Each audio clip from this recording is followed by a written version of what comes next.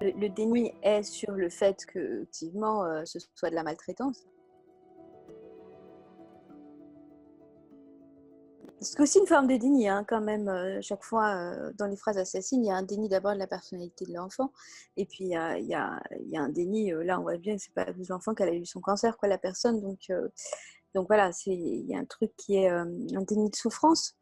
Heu, Peut-être que, ce sont le même type de famille, finalement, et aussi, une autre idée qui me vient, c'est qu'il y a beaucoup de souffrance en fait, de ces phrases-là, pour tout le monde et finalement, bah, notre sujet, il a réveillé tout ça, de façon, je dirais, les gens ont eu envie, d'exprimer tout ça, tout simplement.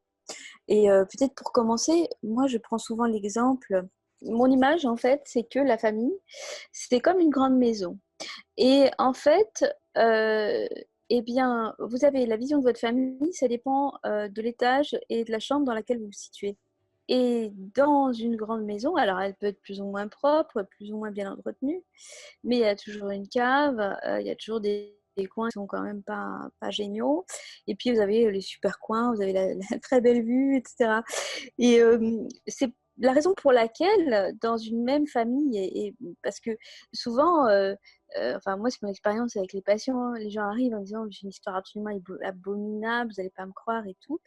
Mais quand même, on peut constater qu'il y a énormément de familles qui sont dysfonctionnelles. Heu, je dirais pour ma part que je crois que, toutes les familles le sont, mais à des degrés divers et encore une fois, tout dépend de l'étage dans lequel, à l'étage dans lequel vous vous situez. Moi, je sais que j'ai toujours eu une fonction, par exemple dans la mienne, d'archiviste. Enfin, toujours tout le monde me passait ces trucs-là, ces histoires, un peu sordides mais je vais dire, j'ai des cousins, qui je parle pas forcément, mais si vous leur, demandez comment est cette famille, ils auront une vision totalement différente puisqu'eux, ils ont pas eu accès aux archives Bien et sûr. hem et donc c'est aussi ça et je crois que la famille, en général, est un système qui, doit se maintenir de toute façon pour, une forme de survie de l'espèce presque, hein, presque une survie instinctive et donc pour ça, il y a des mécanismes de déni qui s'enclenchent comme dans n'importe quel groupe, pour, maintenir la cohésion et donc plus il y a du passif, je dirais, dans la généalogie, et il y en a, enfin dans énormément de familles. Quelles sont les familles qui n'ont pas, vécu, dont les ancêtres n'ont pas vécu la guerre, n'ont pas vécu des exodes, n'ont pas vécu les épisodes de la colonisation, enfin, je veux dire, quelles sont les familles qui ont été épargnées par tout ça? Ouais. Voilà. Donc à partir de là, s'inscrivent différents traumatismes, qui sont plus ou moins bien gérés, et qui vont continuer à se transmettre.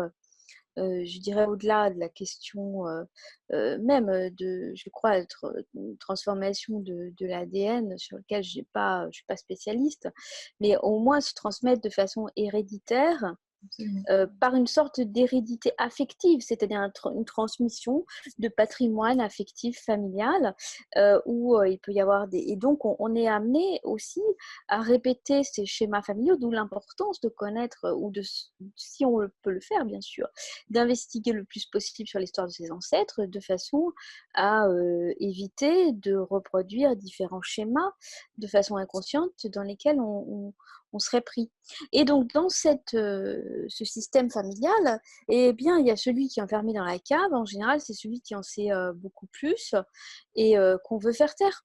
Donc c'est celui-là sur qui, vont tomber en général les phrases, assassines pour le coup, puisqu'il s'agit, surtout, de faire en sorte qu'il ne parle pas. Ce qui Mmh. répond un petit peu au bouc émissaire Mmh.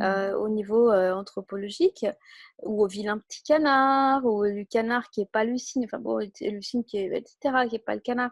Mmh, toutes ces légendes en fait et je ne vois pas, dans quelle famille ça n'existe pas en fait et alors pas forcément dans une microfamille, pas dans la famille nucléaire j'entends. hein, mais au niveau plus élargi de clan familial avec des ancêtres, etc. Et c'est d'ailleurs la raison pour laquelle, enfin, ça peut être aussi très questionnant de revisiter les modèles familiales qui explosent les généalogies, parce qu'on est porteur de ce patrimoine et on doit composer avec et on doit aussi essayer chacun de créer des chemins qui font qu'on peut minimiser l'impact de la reproduction et donc chacun à notre façon soigner notre famille puisque soigner notre famille euh, c'est soigner nous-mêmes et vice-versa, hein, éviter de transmettre à sa descendance un certain nombre de problématiques. Il y avait un film comme ça qui m'avait pas mal marqué. Je crois que ça s'appelait Fiorile, un truc comme ça, un film italien. Et en fait, c'est une histoire familiale où il y a un ancêtre, je crois, qui commet un meurtre. On fait une histoire comme ça, je me souviens plus très bien. Et on a donc tous les chemins de culpabilité, parce qu'évidemment, il faut que le secret soit enterré et l'origine de la fortune. Et tout ça va rejaillir sur différentes générations. Il y a même eu un moment donné où la psychiatrie était quand même beaucoup plus intéressante qu'aujourd'hui. euh, des psychiatres qui ont pu réfléchir à l'impact aussi de ces histoires familiales sur la création de psychoses dans la famille et de phénomènes délirants. Donc c'est un petit peu tout ça. Et c'est vrai que, en tout cas, pour faire un petit aparté, dans moi, ma littérature personnelle au sens propre, hein, mes romans, c'est ce que j'explore. C'est ces histoires-là, hein, ces impacts-là qui sont beaucoup plus forts qu'on le pense. Voilà, donc je crois que les phrases assassines, pour le dire comme ça, elles visent quelqu'un en particulier dans le schéma familial. Et souvent, les personnes vont se dire ah, c'est moi, c'est parce que je suis pas bien, parce que c'est de ma faute, parce que je suis pas assez ci, parce que je suis pas assez ça, parce que je suis vilain petit canard, parce que je travaille pas assez à l'école, parce que non. En fait, on est naissance dans un espèce de schéma familial où on va être le support des projections de nos parents, qui sont elles-mêmes le fruit de ce qu'ils ont vécu, de ce dont ils ont été le support.